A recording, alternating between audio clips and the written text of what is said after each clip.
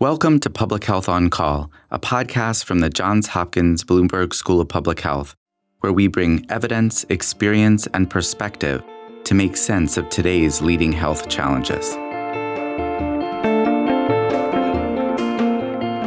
If you have questions or ideas for us, please send an email to publichealthquestion@jhu.edu. That's publichealthquestion@jhu.edu for future podcast episodes.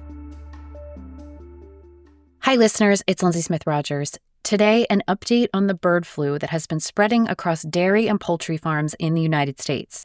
Dr. Erin Sorrell of the Johns Hopkins Center for Health Security talks to Stephanie Desmon about what's happening on the ground now and what needs to be done to prepare for the fall when infected migratory birds return. She also discusses an unusual and, she says, dangerous suggestion for how to eliminate infected birds. Let's listen. Erin Sorrell, thanks so much for joining me on Public Health on Call.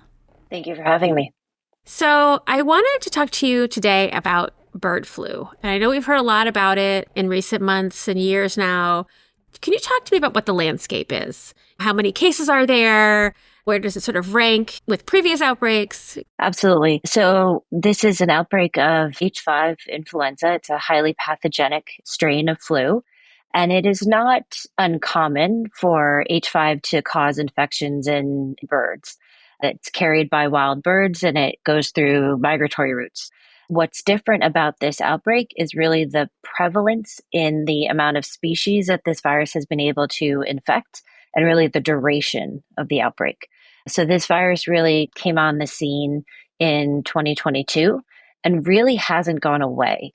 It spread into both domestic poultry, into a variety of wild bird species. It has disrupted marine mammals, wild mammals, and now we have had various outbreaks in dairy cattle, which is something that previous to 2024 was really unexpected. So compared to other outbreaks, the duration in the species range is quite astonishing. This has been a public health emergency of some kind for a while. Is that right? Or how is it characterized? It's interesting. I think it would depend on who you ask how it's characterized. I think for people who are living through it, in terms of individuals who are on the farms, farm owners, poultry industry members, and dairy cattle, people that are in that industry, it's absolutely an emergency. For the general public, not so much. And it hasn't been declared a public health emergency because the U.S. Centers for Disease Control, the U.S. CDC, categorizes this as a low risk for public health. The reason they say that is because this virus has not shown the ability to transmit human to human. That is, humans have been infected, but they haven't been able to transmit effectively one human to another. So the risk for spread at a community level is still very low. So the risk level there from a US CDC perspective is still low. From your perspective, is it low?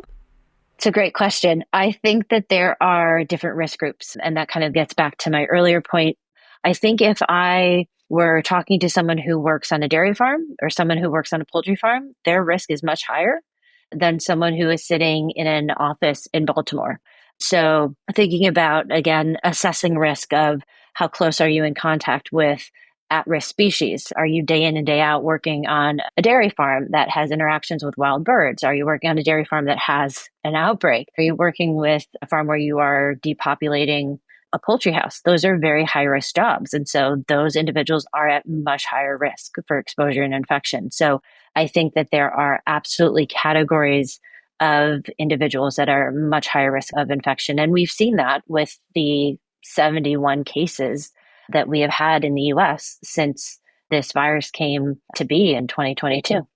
And you mean human cases, yes? Human cases, yes. So if you work on a poultry farm and there's an outbreak, what is it that you do to try to limit the exposure? The poultry industry has fantastic, as it were, standard operating procedures and policies, right, to respond to avian influenza. And if we think about it in two basic categories, we have low pathogenic influenza and we have highly pathogenic influenza. And the high path, or the H5, it fits in that category. And this particular strain means that it is very lethal to poultry.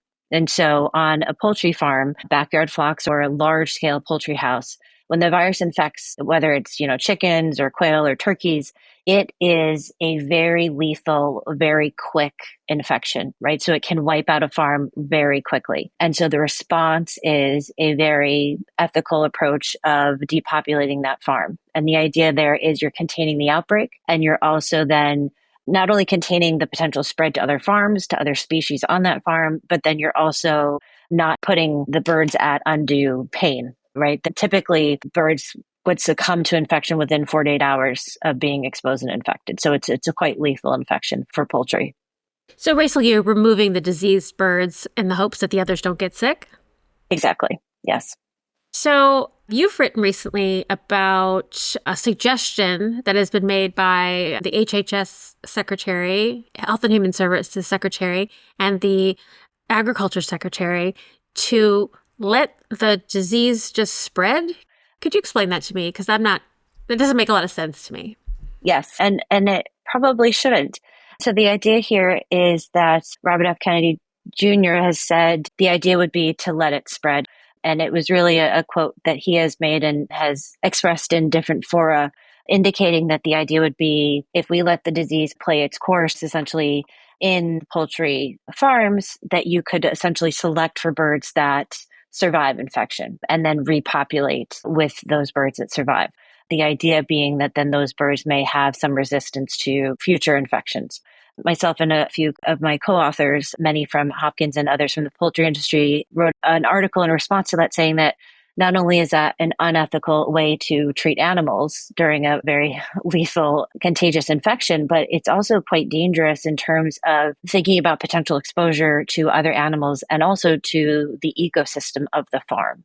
And so if we think about the fact that there are biosafety, biosecurity procedures in place on the farm to respond to certain outbreaks, if you just let the virus essentially run its course, not only are you waiting for the animals to die and they're suffering in that time, but then you're also essentially creating a virus factory in those farms, right? The virus continues to replicate, the animals continue to shed that virus, and then that gets exposed in the environment. If there are other animals on that property, whether those are other farm animals or potentially, let's say, paradomestic species, let's say feral cats, rodents, et cetera, right, that can get exposed. And we've seen that they have susceptibility to this strain that can be quite dangerous, as well as then potential exposure to humans on the farm. At some point, those animals are going to have to be removed and those farms are going to have to be decontaminated. So the increased exposure to the virus is quite a challenge there.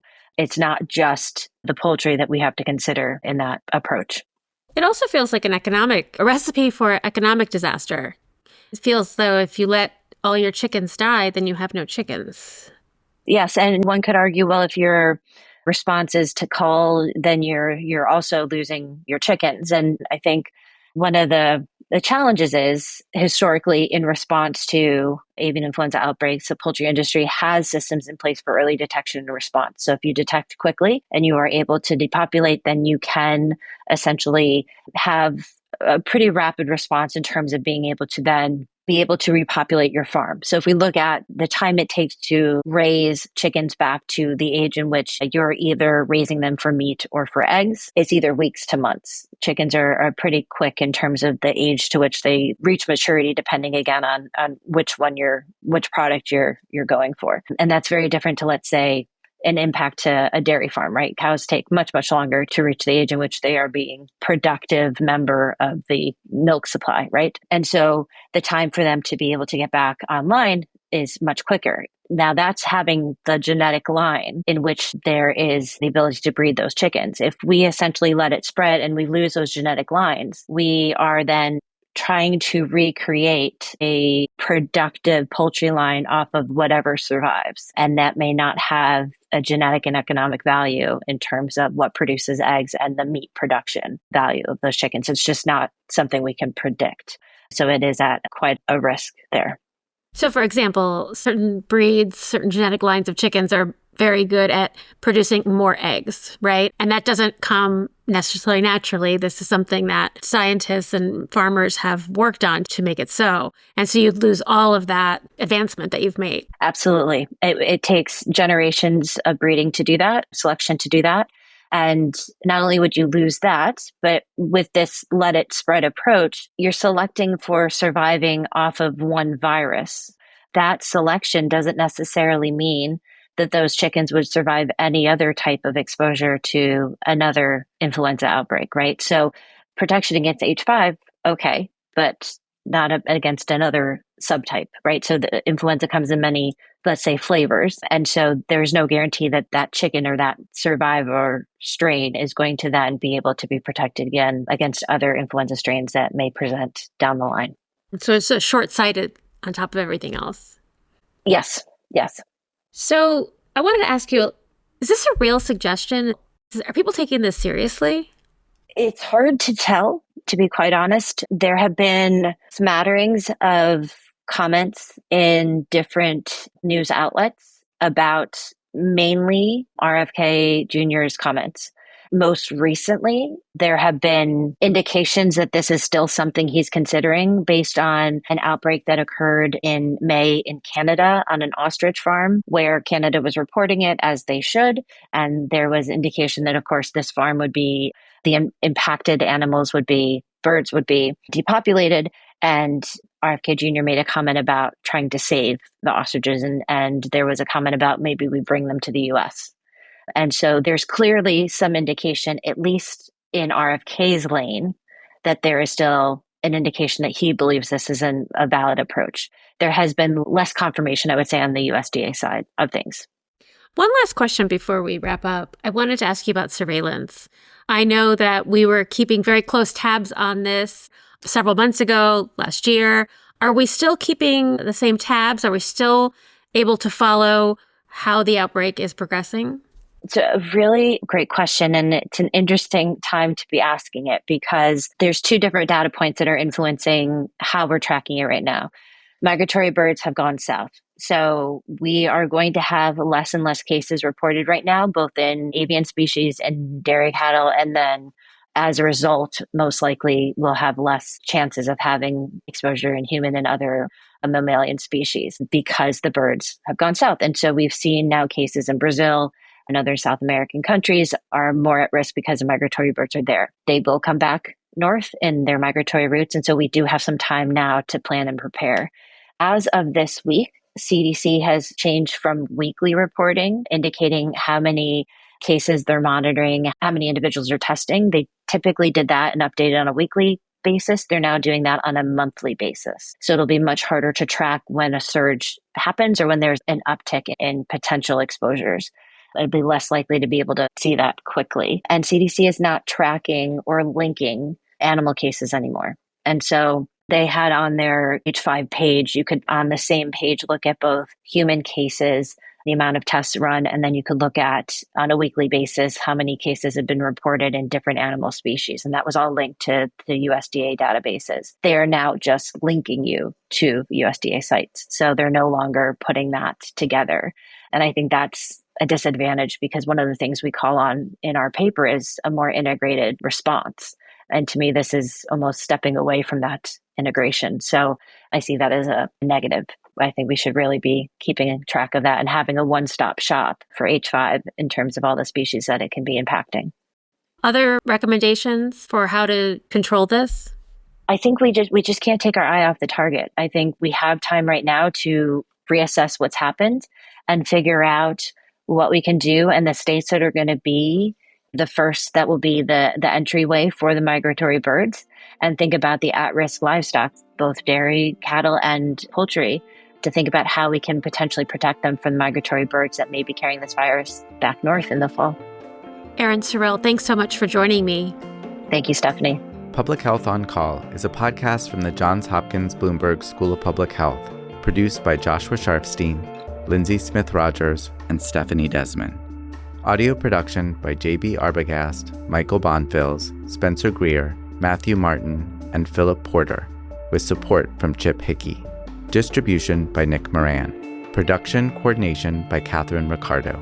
Analytics by Elisa Rosen. If you have questions or ideas for us, please send an email to publichealthquestion@jhu.edu. That's publichealthquestion@jhu.edu for future podcast episodes. Thank you for listening.